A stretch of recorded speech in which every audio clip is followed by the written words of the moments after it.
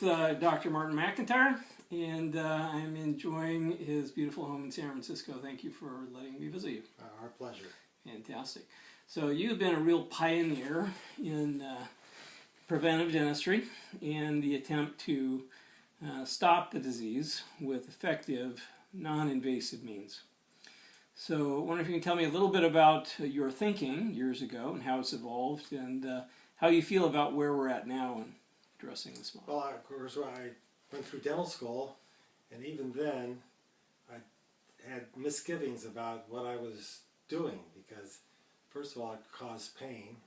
I mean, it was leaving pain, but it was also not a pleasant thing. The patients didn't like it, and I didn't like to be the one who was doing it to them. So that was just on a personal level, and so I ended up joining the public health service rather than opening a practice, but I was still doing dentistry as usual, but I kept thinking, and I said, wouldn't it be nice if we didn't have this disease? I mean, it's been around a long time, and you'd think somebody would have figured it out by now, and somehow it doesn't seem like we are. But I wasn't in a position to personally think I was able to do something about this. But so I got into various parts of dental education and even teaching people how to drill and fill teeth. And when I retired from the public health service, I worked in the public health service. I also I did Head Start programs, trying to prevent caries by various normal things, oral hygiene and fluoride and all. And I knew that might help a little, and that fluoridation helped a lot, but still there was a lot left. And I did a trip to Guam to review the entire dental health program in Guam, private and public. And I realized that the problem there was even worse than it was what I was seeing in Head Start programs. And I ended up, just by fate, getting the job as the preventive dentist for the oil company in Saudi Arabia. And I went there for 10 days, and they said, I said, there's fluoridation, there's fluoride in the water. So all I have to do is add sealants, and caries will be prevented. And I'm in charge of the preventive program, so I don't have to ask somebody. I can just do it. Unfortunately, that was true for the people who lived on the compound where I was living, but the other 230,000 people I was supposed to be caring for lived outside the compound, where there had been fluoride, but they removed it to make the water acceptable. And so I had, instead of just putting sealants on teeth, I had children with rampant caries. I mean, babies. And it was just awful. And I said, I have to do something. I mean, I was now back in had that feeling again. I'm in charge. I have these people who are depending on me, and I don't have anything that's going to really do anything to keep them from having pain and, even worse, hospitalization. And the list for the hospital, the waiting list was 1 year.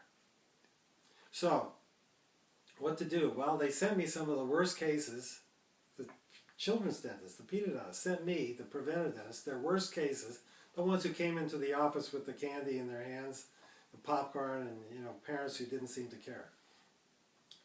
And I said, what am I going to do? Well, I just happened, before I left San Francisco for Saudi Arabia, this is the two different worlds, I brought with me this new material to me, new to me, but not to Europe, glass ionomer cement. In this case it was Keytac fill. And I read about it. It said it actually bonded to tooth structure. You didn't have to etch it. It wasn't a mechanical bond, it was a chemical bond, and it had fluoride in it. And while it was not a pretty tooth colored material like a composite, it didn't need a pretty tooth colored material. I needed just a tooth colored material. So when they sent me these children who were crying because they'd already had a tooth extracted and knew that's what happened when you went to the dental office, I showed them I was just going to put toothpaste on their teeth. And I showed them the machine that mixed the toothpaste. I showed them how that came out of this thing, and I put it on my finger, and I dried their tooth off with a cotton roll. I had them bite on it like a cigarette, and then I put the toothpaste on their tooth. So that's it. In this Of course, case, I didn't know it was going to work. You mean glass ionomer cement is what you're talking about, not actual toothpaste. The toothpaste, what I call the toothpaste, you know, like you just messaged it. Pedodontists all use substitute words. Yes, okay.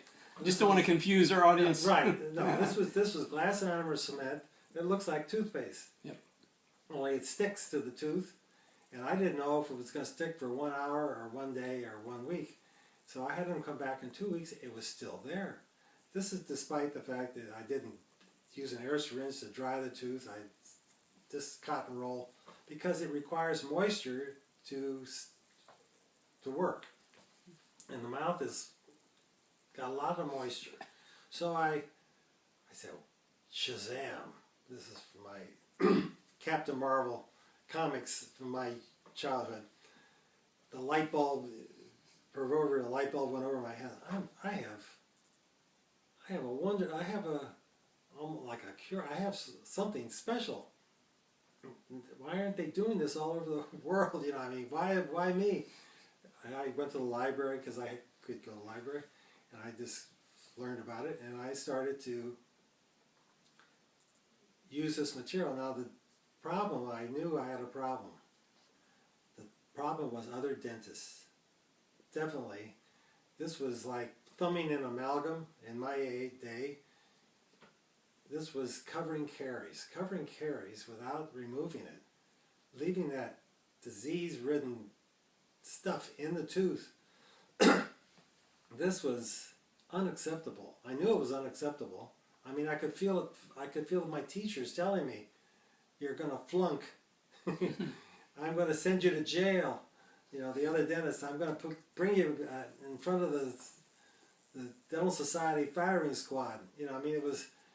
We all have this knowledge of what we're supposed to do, the super ego of dentistry, and it was remove all caries if you possibly can. Only leave caries if the next scoop will be in the pulp. And this was not the case. These children had no symptoms. They didn't complain that they were having toothaches, or when they ate sweets, which they did, that they were having sensations. They just had holes in their teeth. They had a lot of resistance, which allowed them to keep from having these abscesses until it was too late. So in my little side clinic, they had me in a separate building. I just kept doing this without advertising. And I got more and more patients until I got called from and my boss knew. Fortunately, he was an endodontist, but I explained to him what I was doing and what the alternatives were, and he said, "Okay, we'll just do it, not talk about it." And then I got a phone call. Said, "We're getting a lot of flack from the executives whose children are on the waiting list for the OR. And they want to be, if they're the senior executive, they should get to the top of the list. They should be able to jump the queue." So going to the OR was their goal. That's what the goal was to get this treatment done, and their child was being denied the treatment because there were people ahead of them on the list. So what you're doing is kind of a novel approach to care using glass ionomer cement. There was some resistance from the profession, expectations from parents, companies. Parents thought it was wonderful. They said, "It's just toothpaste you're putting on it." In fact, I had a parent say, "Where can I buy this downtown?" Yeah. You know, they could see it. I mean, it was just tooth. They could put it on their child's tooth too. You know, I mean, they figured I'd go home and put it on the baby's tooth. So what happened to these kids that were waiting a year to go to the OR and receive glass ionomer cement? What happened to them? They ended up in the emergency room with another tooth extracted. When the pain was worse than the treatment, the parents would bring the child in. But in between, they wouldn't. They were waiting to have it all done at once instead of one tooth at a time, one tire change at a time. You know, they were waiting. But my question is, they were not happy. What happened to the cohort of patients that you were treating with glass ionomer cement? Well, it was a very small cohort. Okay. But what did you nothing see? happened to them. They just they would sometimes make their appointments, and sometimes they wouldn't. But when they wouldn't, they would come in because they had food impactions because the glass ionomer didn't stay or whatever, and I would just replace it. And I took them all the way through. They never had an injection and never had any drilling. I did a little excavation sometimes just to make it easier to put in, but they never had any pain. But it was a very small group because these people were in the normal system were waiting. So the head of the clinic said, we want you to go to the pedo clinic and use those chairs to do this on the waiting list. While the pediodontist goes to the OR and does the next 1 or 2 children a week. You know, and he said, if we don't do something, we have to do something for these people because they're on our backs about why can't we jump the queue? Because they're waiting and they're having abscesses and problems. So it was political pressure from the parents of the patients that caused the dental administration to come to me and say, it's all right to come to the main clinic and do this on these patients. So every 15 minutes, I had a therapist trained to do this. I could do this. We had 2 chairs. I brought them in. For the first 10 minutes, the child was crying when they came in. This is standard. I didn't want them crying when they went out, so took 10 minutes to stop crying. They had toys on the floor. I explained to the parents what I was going to do, the toothpaste, and they put the child in their lap. I didn't use the mirror. I didn't use the light. I didn't use the air syringe. I didn't use anything that might look like or cause them to be frightened. And in 3 minutes, which is the setting time of this glass ionomer cement, it takes 3 minutes, so you have to finish in 3 minutes. I did the entire mouth. Holes, sealants, and what I call fluoride reservoir, because whatever it stays, it is giving off fluoride. So it did 3 things. It instead of putting Snickers and Coke in those holes, I was putting glass ionomer cement. If it lasted a week, it's a week better than if it lasted a month, even better. If it lasted a year, even better. If they came back, I just patched it. It was a sealant for the teeth if they had permanent teeth or primary teeth. I even put it in primary dentition between the teeth because I knew they weren't going to floss between the teeth, and that's where the caries was that I couldn't get to because it was. So I did the whole year's worth of patients, and it turned out, because of this experience, at least more than half of them never were taken off the list. Wow. Didn't have to go to the just OR. because they turned out not to be management problems. Yeah. I mean, just on that basis, because they were on the list because they were perceived to be management problems. Of course, they were management problems because they cried and kicked and screamed because somebody was doing something horrible to them. You know, it's in dental law. It's called technical assault.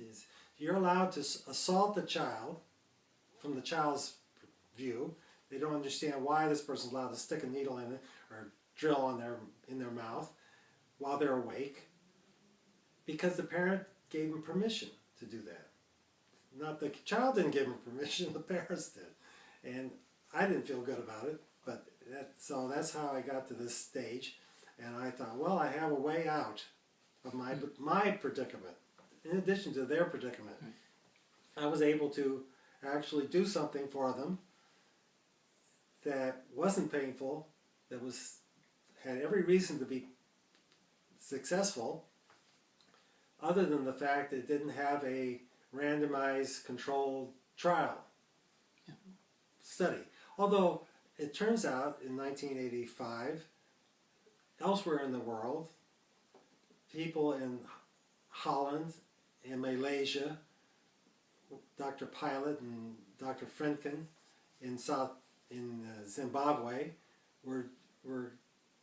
had come up with ART, the atraumatic, same motivation, Yep. restorative treatment, where they still did scraping, excavation, they still had a light and air and all, but the idea was put glass armor cement over what was left, only excavate until it might hurt and then stop, and use auxiliaries.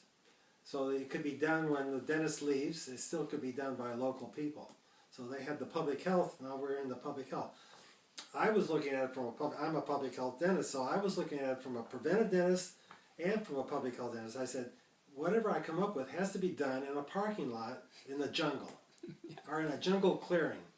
It can't be affected by the temperature or the humidity, or by the lack of electricity, all these things which we assume have in a dental office, but the rest of the world doesn't have. So even though I had those things, I wanted to devise a system that didn't require those things, so it could be transferred to those kind of situations. Of course, I knew about dentists going to foreign countries, South Guatemala, Honduras, or Haiti, and for 2 weeks, and taking care of the dental problems, making themselves feel better. They will go there and extract teeth. I said, well, and then they come back a year later and extract some more teeth. So that's not good. What are they doing in the meantime? So I thought, well, I'll have this protocol, I'll this procedure. It's simple, it's easy, it's not expensive. I can teach almost anybody, and I'll just go to a meeting, the Federation Dentaire International meeting, and present it, and they'll say, well, we'll try it. The whole Maybe world they will won't change. like it, maybe they won't immediately accept it, but at least I thought that they would at least try it, because I had read Dr. G.V. Black's book. I had it, and I knew he used silver nitrate, and he even put the children in the sunshine so the reaction would go faster. And he said, when the child comes in with a cavity and it's already had pain, don't do anything to increase his pain. Cover that cavity up. Don't remove any decay. He said all these things. I said, oh, thank God. Dr. Black said it. They certainly will accept that. Dr. Black said, leave the cavity decay in, and I say, better to cover it with this stuff, with fluoride in it, than let them continue to leave the office with all these holes where they're going to continue to put candy and Coke in it. So I should have known better, because that is not what the reaction was. The reaction was I was a pariah. I was telling these dentists that what they had been doing all their life was wrong, and they couldn't accept. That was what they saw, black and white. Either I was right and they were wrong, or they were right and I was wrong. There was no in between, or this is progress, or anything discussion. It was.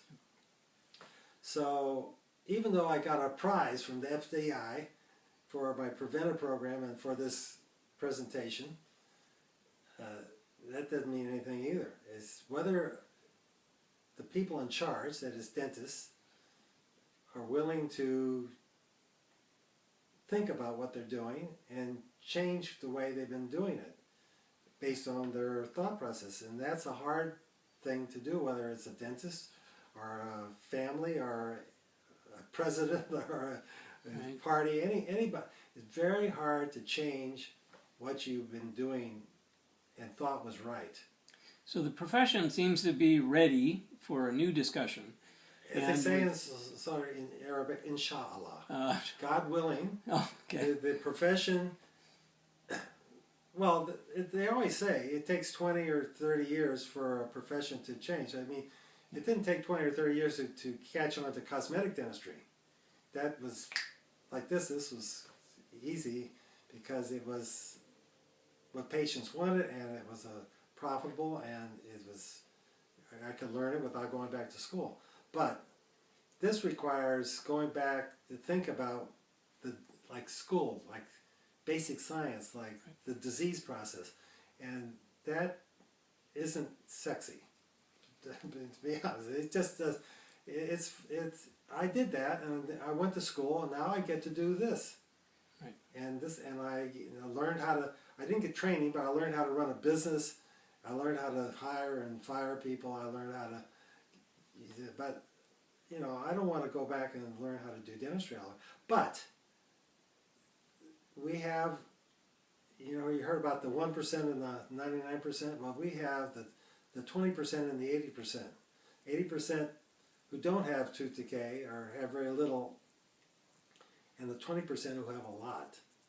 And the 20% is starting to creep up and getting more than 20%, because of the change in the population.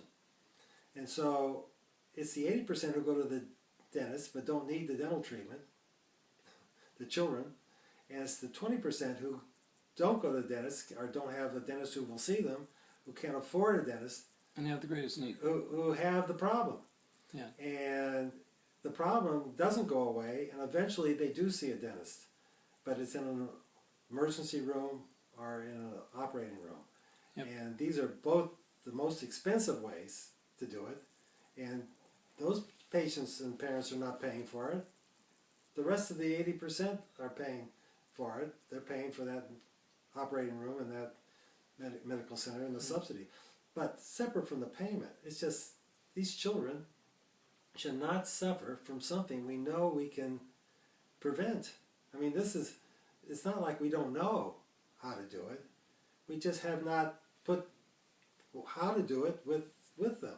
Right. It and seems like, because the intermediary is the dentist. Yeah. And until the dentist accepts it, we're in a bind. So I think we're at a tipping point because the disease is getting much worse in the 20%. There are a lot of resources. We now know that there's morbidity associated with general anesthesia greater than we thought in the past. So well, we have the internet, and we can communicate. We have the internet. I had a situation where I hoped I would be able to prove in Saudi Arabia by sealing these school children, 20,000 school children. We sealed their first. Well, I was going to ask you how many. 20,000. Wow. 20,000. That's a big study. In 3 months. Wow. Okay. We went to the schools. We had this all worked out. They took all the hygienists and they took dentists and dental assistants off the line. I had 7 different teams of 3. And we went to these schools, and of course every 3 minutes. I mean, their only complaint of the staff was I was overworking them, because it just took 3 minutes, and then was there another patient waiting? Of course, there was no missed appointments that give you a little relief during the day. Yeah. They were waiting in line. No needles and no drills. No needles, no drills. Every 3 minutes, another patient. Yep. And we covered the caries, in addition to sealing the teeth, and that was the downfall because the local dentist decided that was not acceptable, and they canceled the program. Yeah, but did the treatment fail? The treatment did not fail. The parents, not only the parents like it, because we sent the notes home that what we could do and what we couldn't do. The teachers who came from other countries, they were first in line because they got no dental. They said, they showed me this spot over their cuspid, and they said, put some of that stuff on me too. I mean, the patients and the parents and the administrators loved it. It was just the dentist didn't love it. Right. So I was very it was a disappointment of my professional career that I was somehow finishing my career without knowing what needed to be done and not having any way to do it. I went to the World Health Organization, I went to Pan American Health Organization, I went to NIDR, I went to UCSF, the dental school. It wasn't that I didn't try. They said, where's your research? Where's your studies? I said, well, I can't do studies. I'm not associated with a school. Why don't you do the study? I'll be glad to be a free consultant. I tried to go to Chechnya where I thought there weren't any dental societies, and I could do it, and there were plenty of willing parents and children. That didn't work.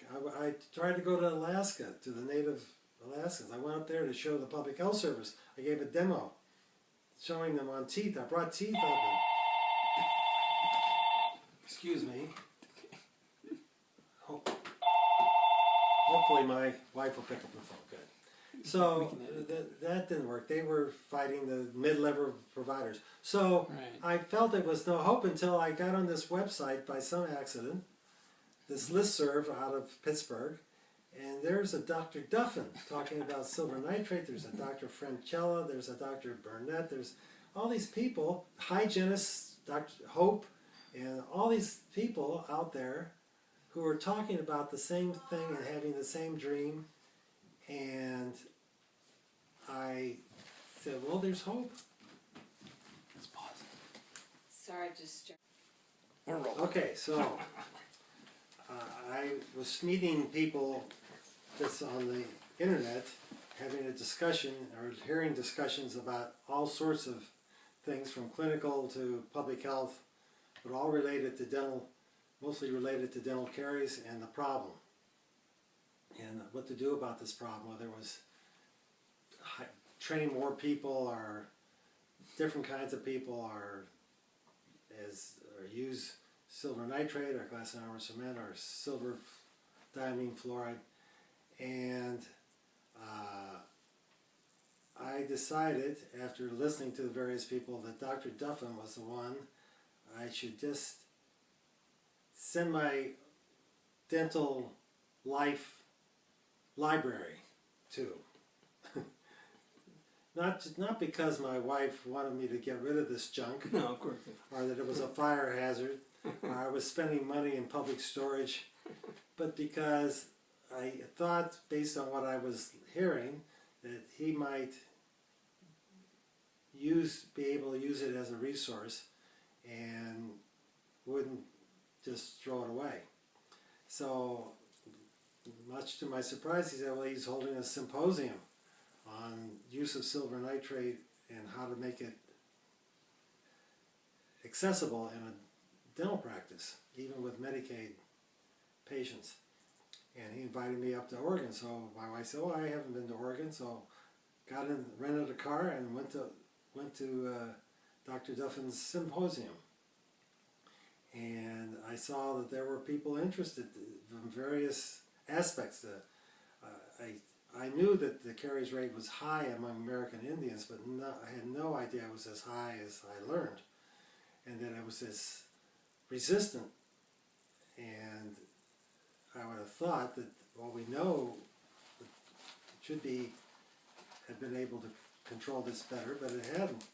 And I met Dr. D. Robertson, who was a retired Indian Health Service pediatrician, who was more concerned about and more passionate about solving this problem than most dentists.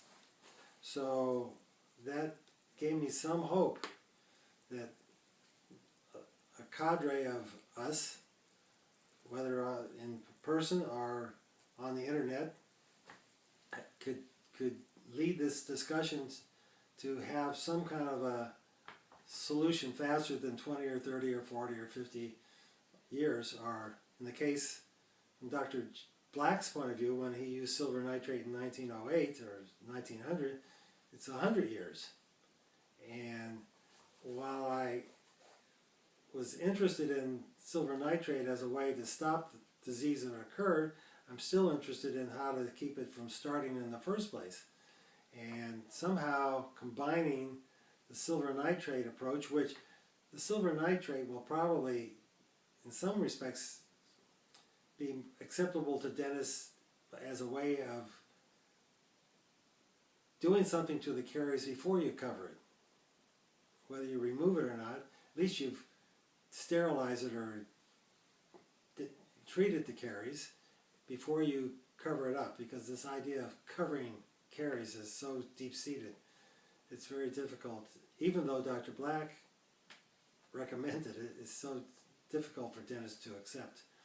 So it appears I gave my material to the right person, and Dr. Duffin is taking his time to organize us wherever we happen to be, whether we're in practice or retired, collect all this information, go to the libraries, make a website that will contain a library. Some of it will, a lot of it from the past, from the present, and hopefully in the future, and we can then maybe turn some heads.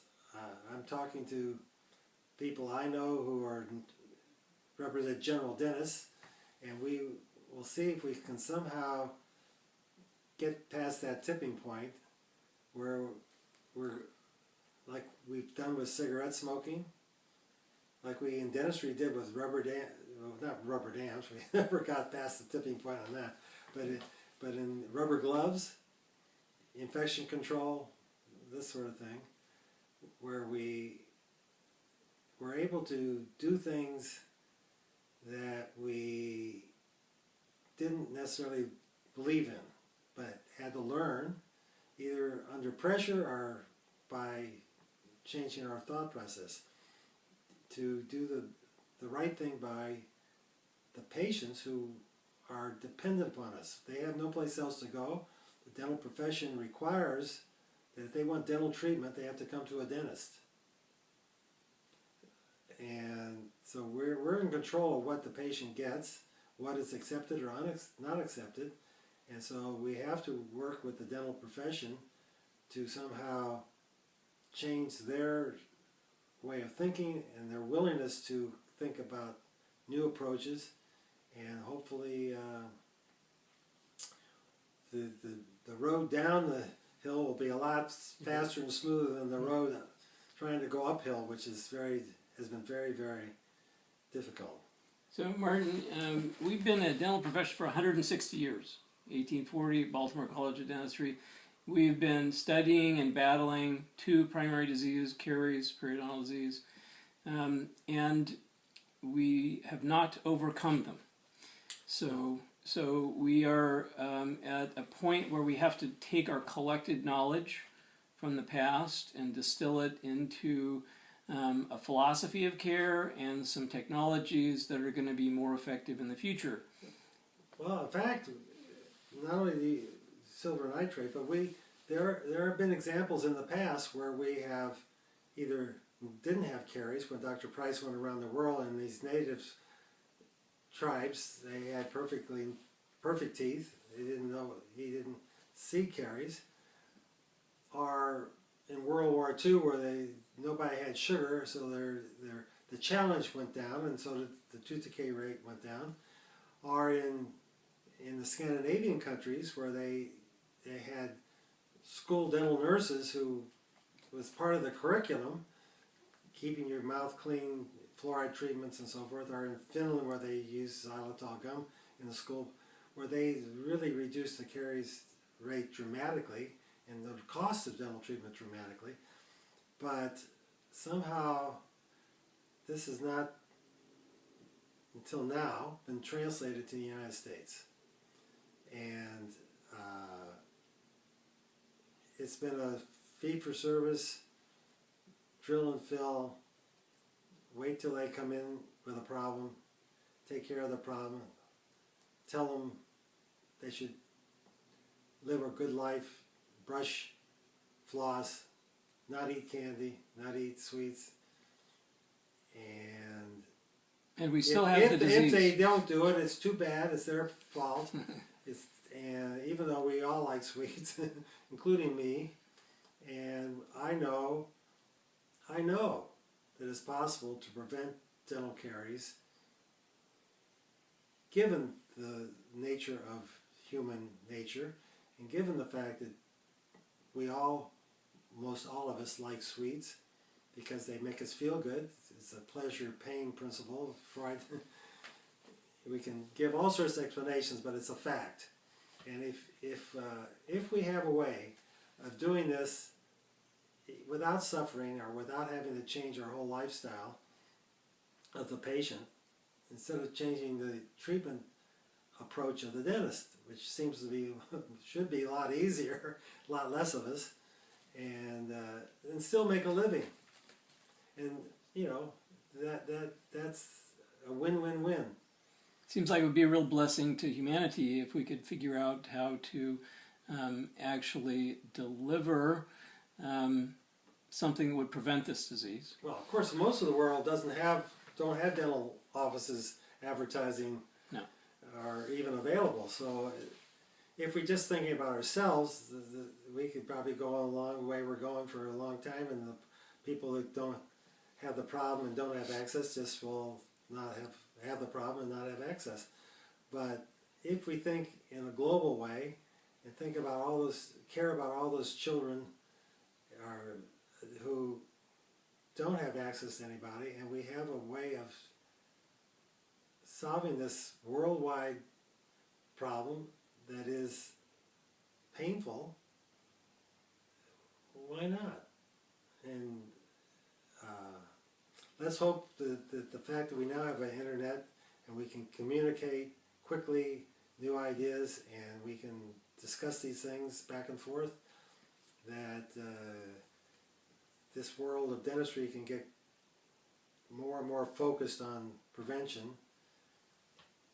and on the one end, and on the other end, preventing children from having to go to the operating room and get general anesthesia, which is not good for their brain for starters, but it's very expensive and just a pure waste and as well as being unpleasant. Now, it may be that the solution is not just using glass armor or cement like I used, or just using silver nitrate like Dr. Duffin uses, or silver diamine fluoride, but a combination. It's not either or maybe a combination. You use one, cover it with another one, but again, somebody will need to do studies, and Dr. Duffin is working on that. Now, at least will be hard to refute, or and people will say, well, I'll give it a try. That's all we ask. So you mean in God we trust, everyone else needs data is true? Inshallah. To change the world? Yes. So it seems to me that you've spent your entire career ahead of the curve. You have spent your entire career where the rest of us should have been. You've interacted with the best of the best all over the world. I went all over there. Dr. Axelson, Dr. Krause, Dr. Brackel, Dr. Marthaler in Switzerland, Dr. Franken, and the people in Southeast Asia, Singapore, Dr. Edgerton, that's not the name. Anyway, in England, and the people at Forsyth and so forth in the United States. Exactly. You've lived in the middle of all of this. So I want to just challenge you as we wrap up here to give me a vision. Okay, I know that you've been ahead of the curve, but let's imagine that we are successful bringing all of this information together. What kind of a world will exist 30 years from now where oral health actually is an opportunity for every person on the planet? What would that world look like? So the problem is not, do we know how to do it, or do we have the materials to do it, or is it too expensive to do it? The answer is, it's not too expensive. We have the materials. We know how to do it. Whether it's this way or this way or this way, they all have a good chance of producing children without dental caries. The question is, do we have we need to somehow change the thought process among the dental profession to say we will do it. This is the key. We will do it. That this is just as important as cosmetics. This is just as cosmetics includes orthodontics as well as tooth whitening, and it's just as important as implants, repairing past disease, and it is just as satisfying. This is from the heart. You have to get to the heart of the dentistry and say, this is our responsibility. This is a feel good as you can get, and you can really feel like you're somebody and you're doing something by preventing disease, whether without a crown or a bridge or surgery or a needle. It can be just as satisfying. And hopefully the next generation of dentists, if not the previous one, will feel that way. I hope so. If not, the other possibility is that without this change, which we've had a change like that with smoking, you know, and we're starting to get that change in the environment among the general population. It may require, yes, it may require that the economics demands it, that it's just too expensive. Like medicine is too expensive. It's ruining our whole economy because it's too expensive to do all this medical care instead of preventing. And it probably already has happened in dentistry. I'm sure dentists are having their patients who are just not going to the dentist because they just can't even pay the deductible. And that may force dentists to be more receptive to the idea of preventing disease. And there may have to be legislation, I don't know. But I was hopeful, of course I'm an Aquarian, so I was hopeful back in 1970 that in that decade we would cure caries as it was promised, but it didn't happen. I was hopeful when I was in Saudi Arabia that I was going to be able to prove that it could happen, but I was unsuccessful. And I still am hopeful now that I've met Dr. Duffin and all these other people on the listserv that maybe in the next 20 years we can make a significant step forward, hopefully in the United States, but if not in the United States, not just in Sweden and Denmark and Norway and Finland or Switzerland, but also in the rest of the world, even the rest of the world that can't afford the kind of repair dentistry surgical dentistry that we have come to accept as normal. So Martin, do you think that we need to become the change we wish to see in the world? Well, we have to. I mean, that's the only way you have. As long as we're allowed to change, we can set an example. But the first thing that we have to do is make sure or ensure that we're not kept from setting an example. This is unfortunately, this has been the problem. It's not just that you say, okay, I'm going to do my thing, and I will show that it works, and my patients will like it, and they'll say, how come another dentist didn't tell me that dental caries is an infectious disease or transmissible or whatever? How come my dentist didn't say that? So, well, you have to ask your dentist why he didn't tell you that. Well, if enough people, if the word gets out, it will affect a change.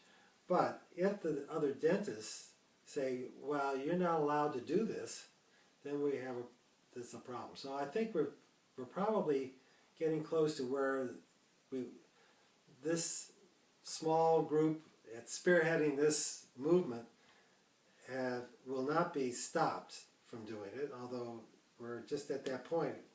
Because the more we push forward, the more the chances are there's be some pushback. But I think the momentum is such that I'm hoping. Well, Martin, you are a great example, and your story is historical and important, and I congratulate you on your work. Thank you. Well, I'll be happy when I know that caries is down to 5%, 4%, 0%. I promise you will see the I'm trend 75. change. I have 25 years to go to 100. And hopefully in that 25 years I will see it, and I can do what, I'll just give you a little thing from Herodotus, the Greek historian, told a story about Solon, the wisest man in the world. And he was told to make a constitution for Athens, and he did. And then he put in that Constitution that only he could change it. And then he went on a sabbatical for 10 years. So they couldn't change it. And he went and visited all the rest of the world at that time. And he visited King Midas. It was not Midas, but it was like King Midas, the wealthiest person in the world at that time. And King Midas said, "You're the smartest person in the world, and you've traveled all over the world. Who is the happiest person that you've ever met?" Of course, he thought that Solon would say, "You are, because you have all the children and you're got all this money." And Solon said, "Oh, it was Telemachus." If you read Herodotus, it's not quite this, but the names are changed a little bit. My memory, this is 50 years ago. Telemachus. He said, "Telemachus? Who's Telemachus?" Well, Telemachus was just a plain man in Athens, and his twin sons ran in the first marathon, Olympics. And in the distance, he sees his twin sons in first place running, and they're going to win the first Olympic marathon. And as they cross the finish line in a dead heat, Telemachus died. And then he said, "Well, who's the second happiest?" Then King Croesus, is King Croesus, like King Midas. He said, "Well, who's the second happiest man?" He gave another name. The boys were taking their mother on their funeral bier to the temple, and they died. You know.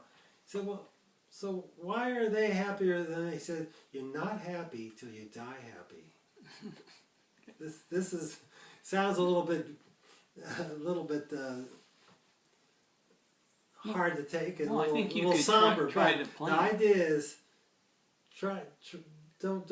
don't live in today. Live for tomorrow, and you never know what's going to happen. So try to do your best and try to be happy and make other people happy, which is real happiness. And And perhaps whenever, you will whenever meet you do someone. die, you will be happy. You'll right? die happy. This is I saw Carrie's defeated, and that will certainly make me, and I'm certainly would make Dr. Duffin and more people that I know about now from this listserv that Dr. Wyant started, very happy. Indeed. Inshallah.